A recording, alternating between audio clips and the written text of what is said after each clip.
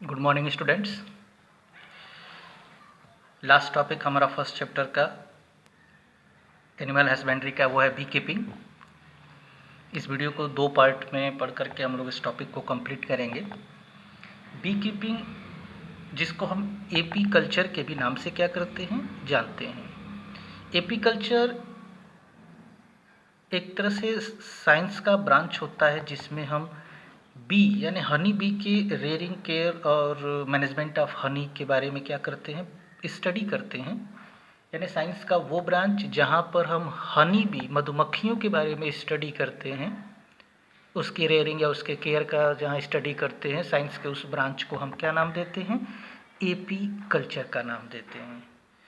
अब AP culture या B keeping जो किया जाता है उसके पीछे रीज़न क्या है, मधुमक्खी का जो पालन होता है या जो एपी कल्चर होता है बी कीपिंग, उसके पीछे मेन रीज़न क्या है।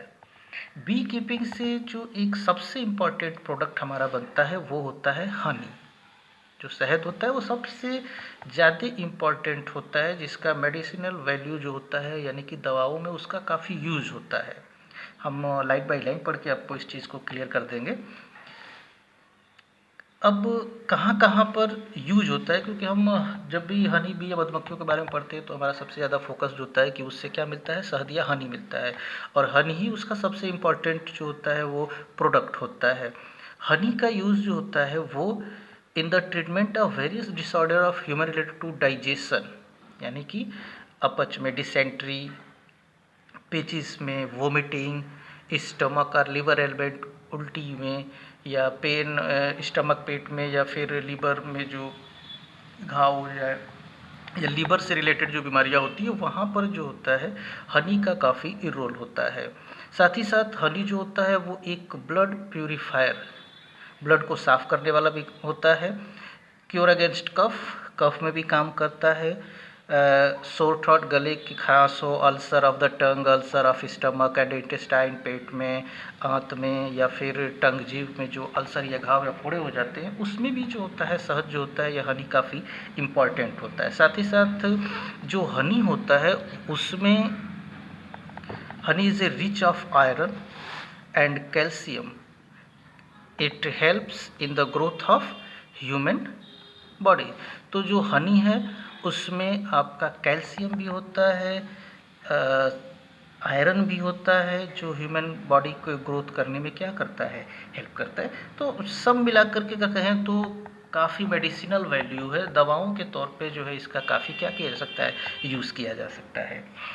तो थोड़ा और डिटेल कर लेते हैं। केवल हनी ही नहीं, चूँकि एपी कल्चर जब हम कर रहे हैं, मधुमक्खियों का जब हम पालन कर रहे हैं तो और भी इसके फ़ायदे होंगे। तो क्या क्या प्रोडक्ट हमको एपी कल्चर से मिलता है, या जब मधुमक्खी का पालन करते हैं तो हमको क्या क्या चीज़ें मिलती हैं।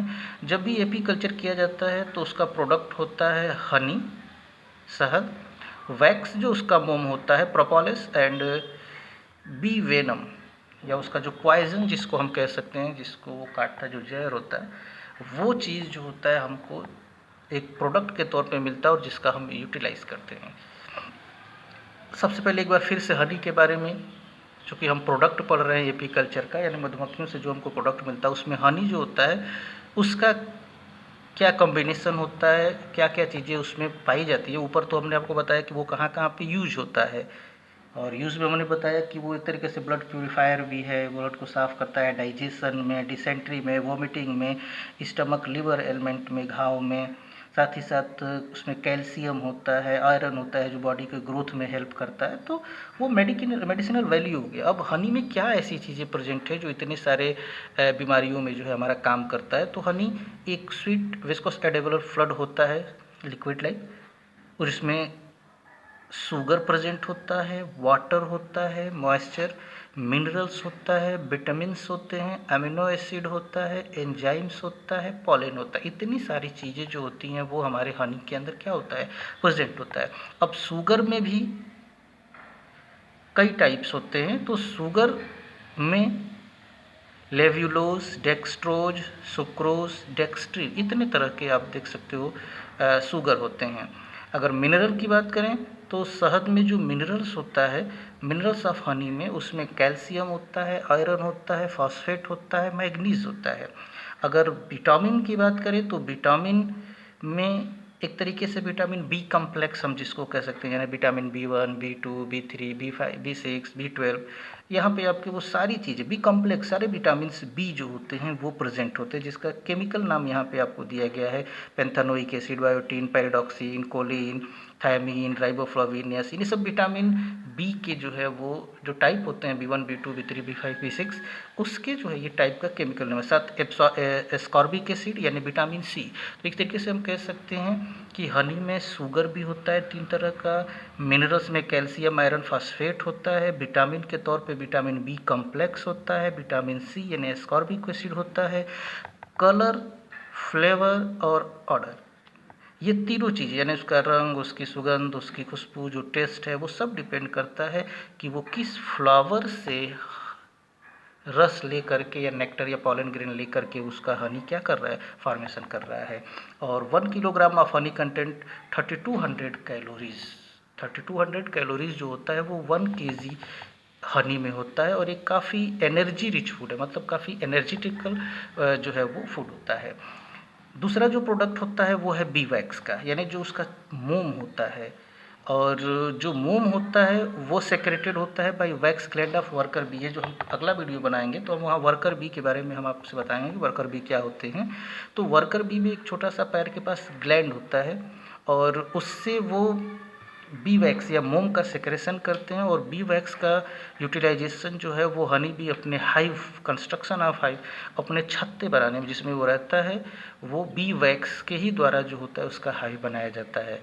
तो वो अपने लिए हाइव बनाता है छत्ता उस बी वैक्स का यूज़ करके। हम उसका कहाँ यूज़ करते हैं, उस वैक्स का यूज़ हम human being for several purpose such as manufacturing of cosmetic सामान, cold cream, shaving cream, polish, candle, ornament, lipstick, lubricant and modelling work में, यानी उस वैक्स का इस्तेमाल जो कि वो अपने छत्ते बनाने के लिए करता है, हम उसका इस्तेमाल जो है वो shaving cream, polish, candle, lipstick, lubricant, cosmetic सामान बनाने में क्या करते हैं, यूज़ करते हैं। तीसरा जो हनी बी का प्रोडक्ट होता है वो प्रोपोलिस एंड बाम। ये प्रोपोलिस एक तरीके का मोम ही होता है जो वो हनी बी लेके आते हैं, और उसका यूज दोनों का होता है, रिपेयरिंग एंड फास्टिंग ऑफ कंघे के निर्माण में जो होता है वो यूज़ होता है। और पॉइजन जो होता है बी का, manufacturing of certain Ayurvedic and homeopathic medicine. तो हनी बी में जो पॉइजन होता है उसका भी इस्तेमाल जो होता है यूज़ होम्योपैथिक और आयुर्वेदिक दवा के बनाने में होता है। तो हनी बी का इतना सारा प्रोडक्ट, इतना सारा यूज, इसीलिए हम हनी बी को क्या करते हैं, रेयरिंग किया जाता है, केयरिंग, यानी हनी बी का अपना एक अलग से जो है वो इसके बारे में, जैसे जानवर हम कैटल पल रहे थे कि रखा जाता है उसके यूज़ के लिए, इसलिए हनी बी भी जो एक तरीके से रखा जाता है। अब जब पालन होता है, इसका रेयरिंग होता है हनी बी का, तो इसकी भी वेराइटी है, कुछ इंडिजिनस और कुछ एग्जोटिक वेराइटी हनी बी का भी है। इंडियन बी जिसको हम एपिस इंडिका कहते हैं, रॉक बी, एपिस डोर्साटा है, एपिस फ्लोरी, लिटिल बी, ये इंडिजिनस हैं। और एक्जोटिक जो विदेशी होते हैं हनी बी, उसमें आपका एपिस मेलिफेरा है जिसको हम यूरोपियन या इटालियन बी भी कहते हैं। अब जब मधुमक्खी का या रेयरिंग होता है तो सारे मधुमक्खियों का नहीं कर सकते हैं, जैसे हमने गाय में रखा, अलग अलग सबकी वैरायटी होती है तो अलग अलग फ़ायदे होते हैं। क्वेश्चन पूछा जाता है कि हम जब एपी कल्चर करते हैं तो हम किस तरीके के हनी बी का जो है वो रेयरिंग करते हैं, किस तरह के हनी बी को हम पालते हैं। तो हनी निकालने के लिए, शहद निकाल या उसके प्रोडक्ट को टिका पाने के लिए हम सबसे ज़्यादा प्रीफर करते हैं इटालियन बी का। जो ये टाइप है इटालियन बी हमारा, एपिस मेलिफेरा, इटालियन बी को हम जो है वो प्रीफर करते हैं जब भी हम एपी कल्चर या मधुमक्खी का पालन करते हैं। क्यों एपिस मेलिफेरा या यूरोपियन या इटालियन बी को ही क्यों प्रीफर करते हैं जब हम हनी बी का पालन करते हैं, क्योंकि it is gentle in nature, मतलब सीधे साधे, नहीं तो बाकी तो आपको दौड़ा के काटेंगे, लेकिन ये जो होते हैं वो नेचर में जेंटल होते हैं, तो आप इसका पालन कर सकते हो। It has good Honey collection capacity, इनके पास हनी को कलेक्ट करने की भी कैपेसिटी क्या होती है, ज़्यादा होती है। It has the ability to protect itself from enemies, बाकी जो दूसरे तरह के दुश्मन होते हैं उससे अपने आप को बचाने की कैपेसिटी भी इसके अंदर ज़्यादा होती है। It has prolific queen with less swarming. Less swarming का मतलब होता है जैसे मधुमक्खियाँ होती है ना, एक स्थान से दूसरे स्थान पे हमेशा जो है वो अपना जगह बदलती रहती हैं, जिसको हम स्वार्मिंग कहते हैं। तो अगर कोई मधुमक्खी का छत्ता बार बार अपनी जगह को बदलता है तो उसमें शहद का प्रोडक्शन या हनी का प्रोडक्शन कम होता है, और अगर कम अपनी जगह को बदलता है, एक ही जगह पे बहुत लंबे समय तक रहता है, वो लेस स्वार्मिंग करता है, तो वहाँ पे हनी का कलेक्शन क्या होगा, ज़्यादा होता है। तो ये सारी क्वालिटी इटालियन बी की होती है, जिसकी वजह से जब भी हम प्रीफर करते हैं अगर एपिस बी कीपिंग का, तो हम इटालियन बी को ही क्या करते हैं, सेलेक्ट करते हैं। अब जो हमारा लास्ट टॉपिक होगा कि हनी बी जो होता है ना, वो एक तरीके से सोशल इंसेक्ट होता है, मतलब पारिवारिक हो जाता है, सामाजिक हो जाता है, इसमें भी कैटेगराइज हो जाता है कि हनी बी का जो पूरा ग्रुप होता है जिसमें 1 लाख से 1.5 लाख तक रहते हैं, उसमें भी 3 कैटेगरी है। तो इसका डिटेल जो होगा वो हम नेक्स्ट वीडियो में करेंगे। Okay, thank you.